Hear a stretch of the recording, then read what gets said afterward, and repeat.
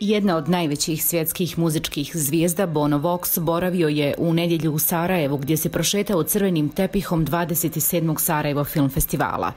Frontmana benda U2 dočekali su brojni fanovi, a Bono je izrazio zadovoljstvo što je ponovo nakon dužeg perioda u Sarajevu.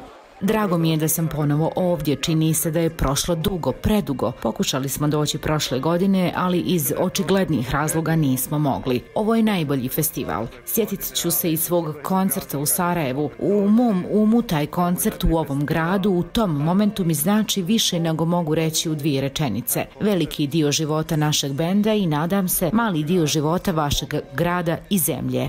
Ja zaista volim Sarajevo. Bono Vox je građanima Bosne i Hercegovine ostao u posebnom sjećanju kada se u julu 1993. godine s koncerta u Bolonji uključio slikom u Sarajevo. 2017. godine je proglašen počasnim građaninom Sarajeva.